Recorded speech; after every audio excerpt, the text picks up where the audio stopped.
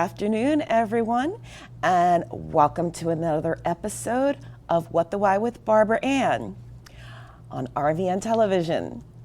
Our show features conversations with diverse leaders from all walks of life about why they do what they do and how they figured things out.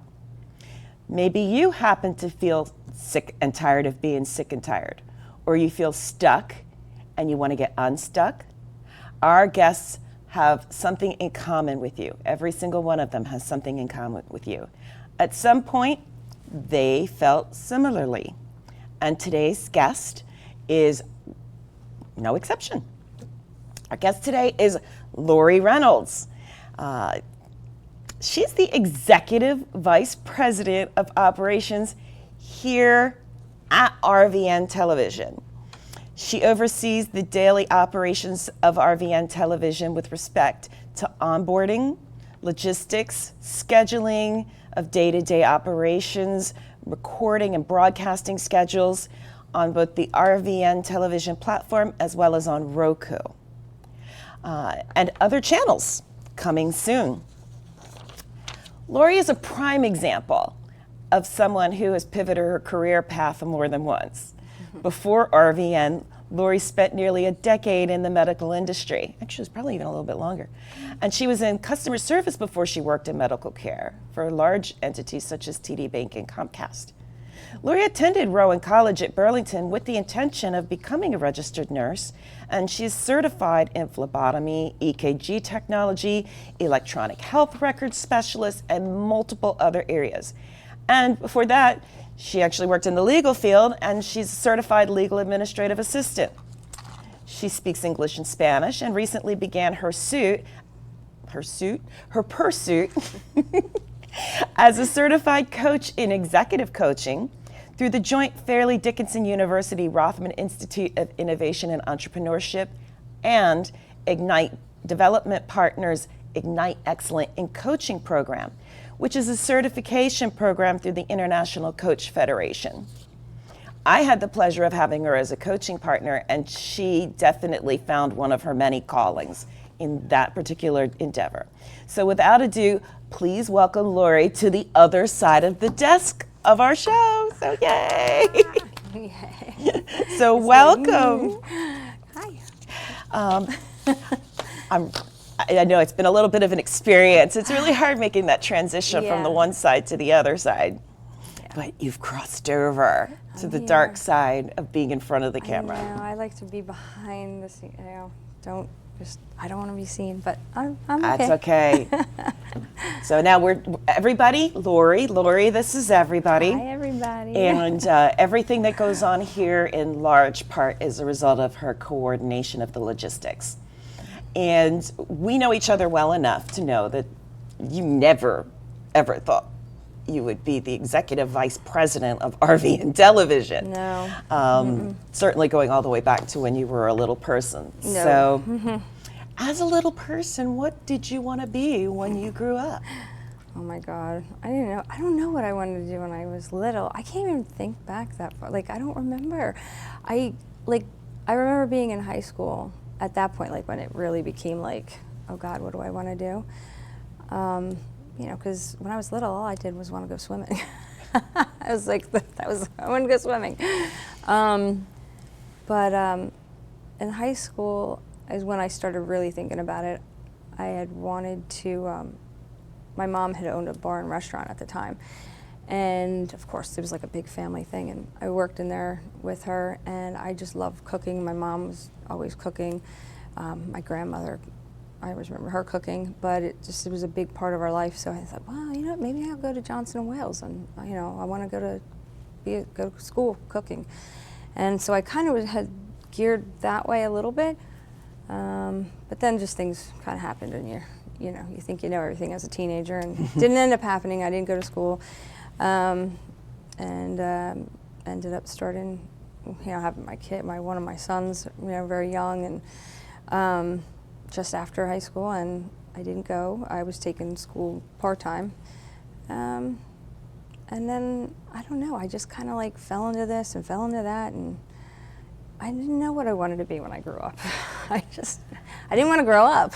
I was going to say, I'm still trying, in all honesty, I'm still trying to figure out what I want to be when I grow up, so that's okay. And your son is a very important part of the conversation because family is everything to you. Yeah. And one of the questions that I sometimes ask guests is, if you could be doing anything you want in the world, regardless of income or financial impact, what would that be? Well, if I could do whatever I wanted, really, like honestly, whatever I wanted, I would move up to my my family's farm where my mother and my uncle grew up. My uncles, they grew up there on that farm. I used to go there as a kid. I've gone there my whole life. I take my kids there. I want to start taking my grandkids there, and I would just love to, just that whole, I love it. It's just so, it's quiet, it's peaceful. It's too quiet for some people, but I don't know, I just have such peace when I'm there. I just feel so, and but that's what I would do. I would go there, raise my dogs, my chickens, and do farm stuff with my kids. And I think we have a picture. So your gosh. family is everything. Yeah. I'm not sure if we have it ready to go, and if we don't, we'll definitely. There it is. Oh my gosh. Your okay. family, your gorgeous family. Yeah, we have a lot of. I got a big family. I have the kids. We have 6 kids, and 5 of them are ours. And in that photo, let me see if you pull that photo if you're gonna up. pull it back up real quick. I'll show you. Can't leave anybody out. Top left, I've got Michael Willis holding Ava, my youngest. Michael joined us 14 years ago. He's my bonus son. He was my oldest son's best friend in high school, and he came to stay with us once he turned 18, and he's still with us. Next to them is my Benjamin and his Colleen, and then we have Ed with Kayla on their wedding day, and next to that is when he proposed to her. And then we have my oldest, our oldest of all of them is Keith Jr. with our 2 girls, they're our youngest, after our dance recital. And then in the middle is me and my girls. Now the 2 extra girls there, those are our 2 bonus daughters. Jillian, Maddie, Kylie, and Ava, and me after they graduated. They just graduated 8th grade. And then we have 5 dogs, believe it or not, in that photo. I numbered them. They always have to be on with me. That was them squished right there one time. I was like, woke up, I'm like, I can't get out of bed right there. They were all right there. And below them is the most recent dog we got, Mac. And those are my grandbabies in the middle, Philomena and Jameson, and then the man in charge here, Keith. That's a couple pictures of us. That's one of my favorite pictures of him with his hat. That was the first time we got chickens. Oh yes, that's the only. They're the only family members not actually pictured. Yes, pictured right now I is sent the them chickens. some photos of the chickens, but That's okay. The chickens are really cool, by the way. They're multicolors. I love my. You call them what? Easter egg chickens? There's so many different kinds. I'm just like, oh my God. Keith said because he couldn't give me the farm, he was going to bring the farm to me. There we go. There's some chickens. Oh yeah, he was going to bring the farm to me since those are the youngest ones. They all are up top because the older ones won't let them in the house. So. That's part of my daily routine. So we know your family is extremely important to you, and that's a huge part of your journey. You know, you mentioned your son, and to the extent that you're comfortable sharing, I mean, before you and Keith formed the bond that you have now, and I guess, my gosh, you have enough to staff not just a baseball team, but a football team. Yeah, we've done a lot over the years. I mean, when we met, our boys were 8 years old, going into 2nd grade, and they were, Keith Jr. was about to turn 9 that November. We actually met in August, right before they started school. And my son he was turning 9 6 months later. And we just you know, we're like immediately, we kind of like threw ourselves into each other, and we were just became this little family. And then when we got married, we, right out, like a year after that, we had Ben, and 10 years later, we had Kylie, and I was like, well, she's the little girl, she can be all alone. So then we had Ava. And then, like I said, right when Kylie was born, Michael joined us, and became a big part of our family too. And now I've got Colleen and Kayla. I got extra daughters too, and the grandbabies. And the grandbabies. The grandbabies are just way too cute. Oh my God, I can't take it. They're just like, I told them they're never allowed to leave my house. They're living with us right now. I said they're never allowed to leave because they're not taking the kids out of my house. But they're my poos. And for those of us who are here in the studio, we've gotten to know the grandbabies. Yeah, I bring them here because sometimes. one of the things that's really important with family being so important to you, there's times they're here. Yeah, bring them in. And isn't Philomena, I believe, the she's CEO? She is the co-CEO. The co-CEO, yes. With our friend Joe. She made her the boss. Joe made her the boss. I'm glad I'm in her good graces because I've heard her say she's going to fire people sometimes. Oh yes, Papa Bear taught her how to say, "You're fired," and and he got her to do it on a video so he can play it for anybody that he says, Phil, Mina, tell her. Although I think, ironically, I've heard her fire him more than anybody else. Yeah. She's fired him multiple times. It backfired. So. It's a good thing she's only co-CEO. Who knows what would happen with RVN Television? She is a piece of work. Oh my, yeah. They're funny. Yeah, everything is really about family. It's all about making sure that they're all get what they need. I have, like I said, I was 18, like a couple months out of, a few months out of high school when I was pregnant with Ed, and I had him. He was my Mother's Day baby, and I was 19. I just turned 19 before I had him, and it was just the two of us for a long time. I mean, I was not a good place with his dad, and when that split happened, I was working, I was going to school part-time, and after I paid all the bills, I had like enough to buy like a giant pack of hot dogs to eat for the rest of the month. Yeah, you know what it's like to struggle.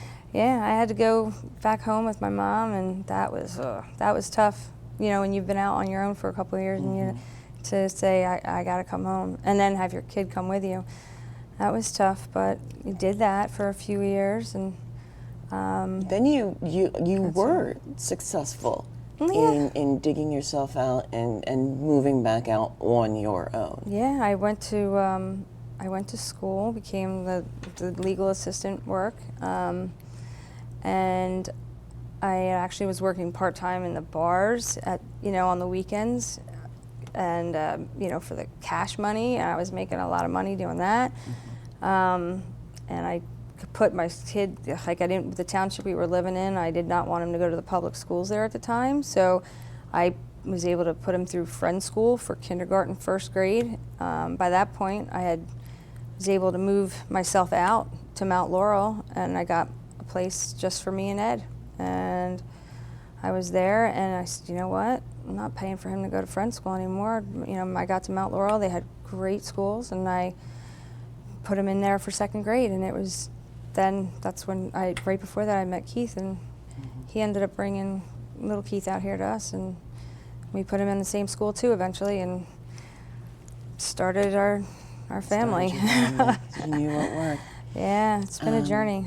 Now you went, you did then work in the medical industry. I did. So I kind of, by the time we had met, I had stopped working in the law firm, and I was just working in the bars because that's where the money was, and I was all about making the money at the time, and so I worked through the bars for a long time, and then at one point, I started to go back to work. Keith had been working for a long time, some really great jobs, and then when he was working with Comcast, not for Comcast, it was one of their contractors, and he had been with them for a good number of years, probably about 7 or 8 years, and they went and let go like 75 people one day, and I was pregnant with Ava at the time. I was like, oh my God, I'm like, let me get a job real fast, get some health insurance, right? I quick went, I mean fast. I'm like covering it up, the belly, and I'm went to work with TD in the call centers, and I had already worked in the call center for Comcast before that, and I didn't go back after I had Kylie because I was like, I had all these boys, and I wanted to stay home and work with, raise Ava, Kylie. It made sense. Yeah. I mean, when you look at the cost of daycare, it was ridiculous. And with you, one of the things, in case our audience hasn't figured it out, your why is your family. Yeah. Everything you do is in support of your family. Yeah.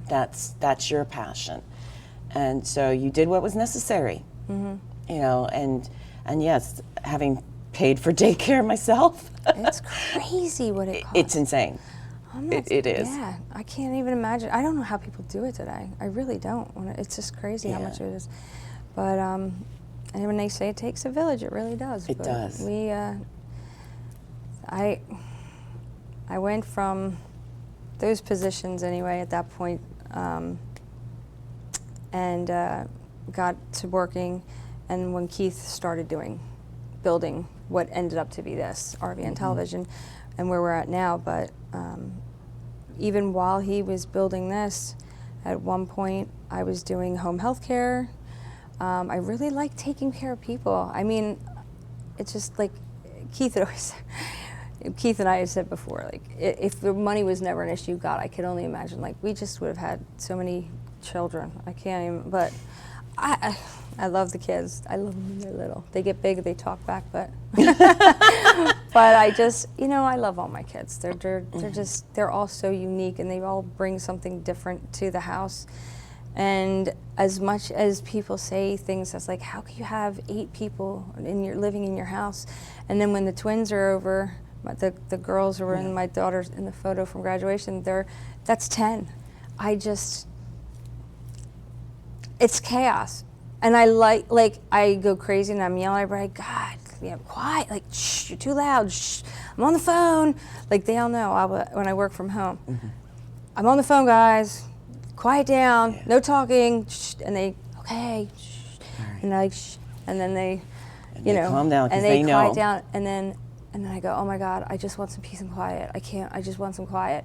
But then when it is quiet, you're like, okay. Where is everybody? Why is it so quiet in here? Oh my God. And I need, as much as the chaos makes me crazy and my anxiety, but you love it. I love it. So that's the perfect time to take a break. Yeah.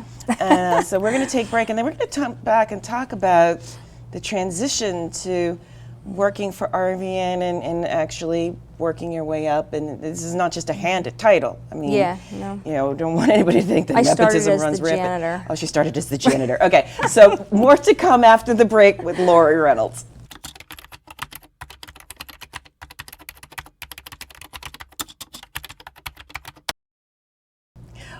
Welcome back to What the Why with Barbara Ann, and today's guest, Lori Reynolds, Executive Vice President at RVN Television. But right before the break, as we were talking, this is an earned title. She did not start out as Executive Vice President. Now, I'm not sure, were you jokingly or serious when you said you were really more about janitor when you first got started? It's kind of a joke, but it's, when I first started, when Keith first started doing this was, I was working in home health care. I went to TD, when he first, when everybody was let go from their jobs. But I was working for TD, but I was also still kind of going back and forth in school all these years with having the kids, and then trying to go to nursing school. And then, so at one point, I was in between the jobs, and he was working with building RVM, and I had unemployment. I was like, you know what? Unemployment will pay for me to go to school. So I'm like, let me get into a job, go to training, and I became a medical assistant, and they taught me it was like a 8-week course. It was accelerated. And it was a struggle because he was working with this and, you know, trying to build this, and we didn't have daycare. So like he was watching the girls, or the boys, older boys were watching the girls while I would go to school for the morning half of the day. And then I would learn all my, you know, sticking needles and stuff, all that fun stuff and all my medical stuff. I got my certifications. And I was doing my thing, like, because I really wanted to, I was just really wanted to be a nurse. But every time I turn, I'm like, oh, okay, register for a class. Damn, I'm pregnant. I'm going to be giving birth 2 weeks before the finals. Yeah, that's not going to work. I guess I should drop that class. So it's just something always sidetracked me. And I figured, well, if I get into a position in a doctor's office, then they can pay for the, you know, they always pay for you to go to school in those big positions. And I was working at Jefferson, which was Kennedy before that, right before that. And then, you know, on my days off, because I was in between, I was like, you know, I'd help Keith out a little bit. I'd go over and I'd make some phone calls, or I remember like driving somewhere and that looks like that would be a cool guest to have on the show. So I'd like take a picture of the sign or the store or the van that was driving with their logo, and then I'd go home and I'd call them. I'm like, hey, I'm calling from RVN Television. How'd you like to be a guest on a morning coffee show? And, you know, that whole thing. And so I kind of started doing that, and I was like, oh, well, you know what? I can't keep track of all these things written down. I'm like, let me open a Google Calendar. And I started doing and putting stuff in there for him. And I'm like, oh, okay, well, so then I started doing the schedule for him. And then I started making form emails for him, like, so I could do this faster. And because I was working in the doctor's office during the day, and then trying to do this for him and help him out and grow it. And set up a bunch of, I set up so many different things on the back end, you know, and you were doing all of this while dealing with some of your own personal health issues too. I mean, yeah. You look phenomenal. No one you. would ever know that you had some of the struggles that you had. Yeah, I was, my blood pressure was pretty high. I was on, they put me on medication. I went to go have a cyst removed that kept coming back. And it was like, you know, I was just in the local anesthesia thing, and they wouldn't let me leave. They had to call Keith and made him come get me, because my blood pressure was like, they're like, are you feeling any pain? I'm like, no, I'm good. Oh, what's going on? They're like, yeah, it's like 200 over 110 or something. I'm like, now I know from his blood pressure, because he's had it, it's a genetic, and he had it for so long.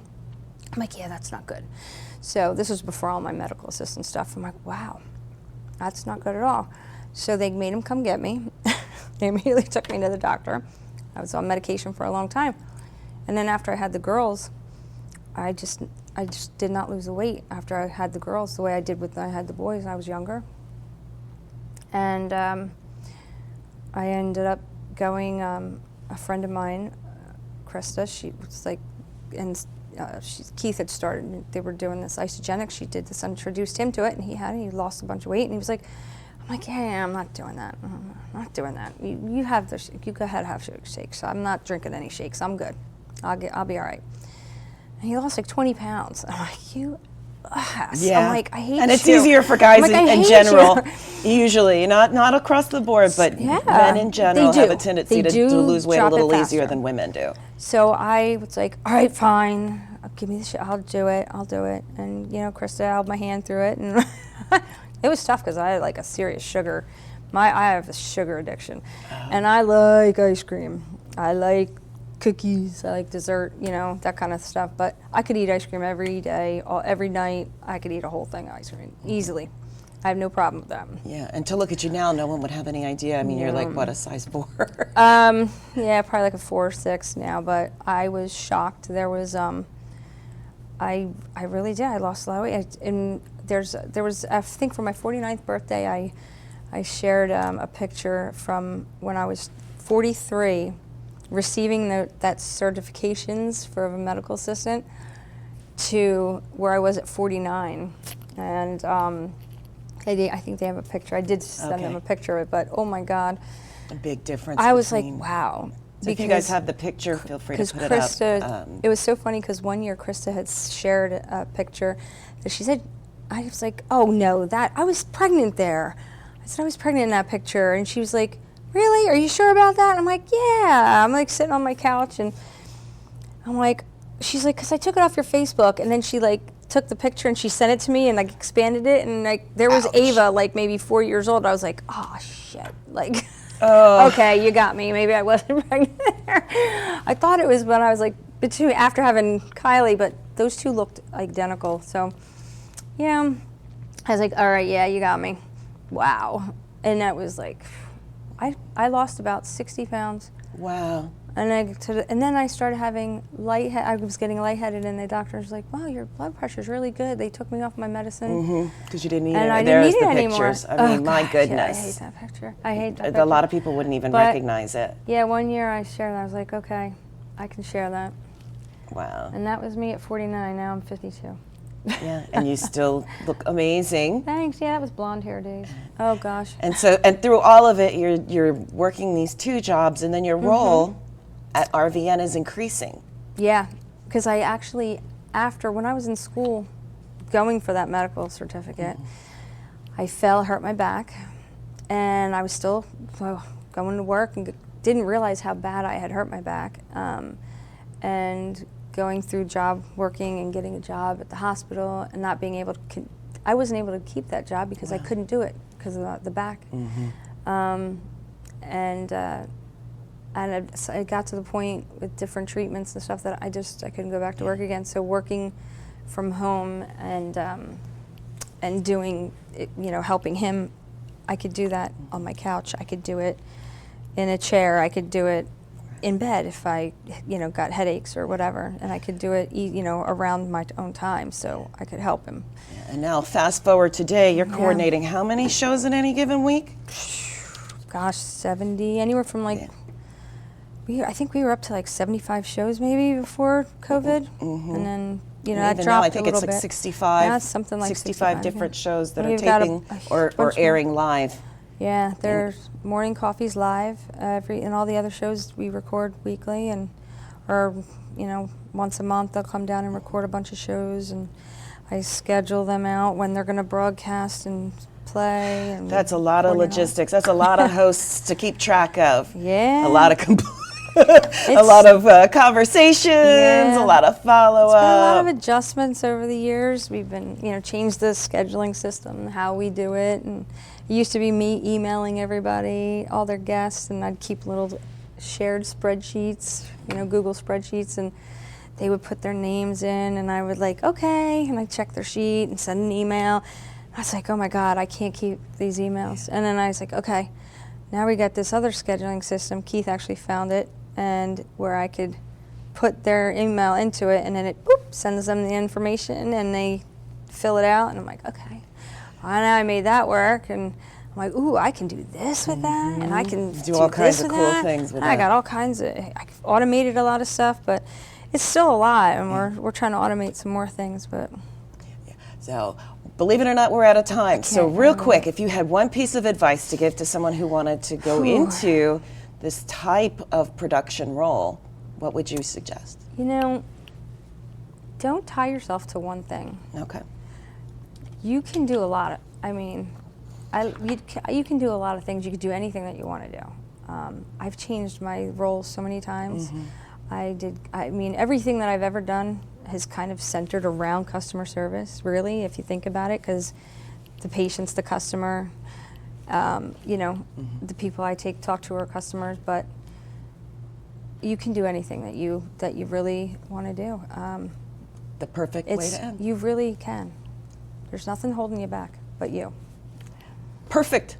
Absolutely perfect ending. So thank you so much for taking time out of, and her schedule is ridiculous, to share your story with our viewers. If you want to reach out to Lori, you can do so through the station. Yeah. Her email tends to be on a lot of different things on the website. Yes. So thanks again for doing this. Next week, the fun of joys of confirming guests for August continue. I don't know exactly who the guests are going to be for the next 2 episodes, but I can finally now announce the following week episode guests. Michael Kenny and Desiree Bear Kenny, the team behind Kenny Protective Agency, have been booked. I just didn't want to announce it too far in advance. And they're going to be joining us 3 weeks from now to talk about their firm's work as self-protection specialists in personal safety, self-defense for teens, children, adults, seniors, real estate agents, and security training for business owners. Suffice to say, you really don't want to miss what they have to say. As a reminder, What the Why airs on Tuesdays and Thursdays at 1 p.m., Mondays at 3:30 p.m., and is available on demand through RVN Television and Roku. Whether you're looking to make changes in your life or career, big or small, please join us again for more inspirational, informative conversations with people who wanted to make changes and overcome fears and obstacles to find their purpose in their life and live it.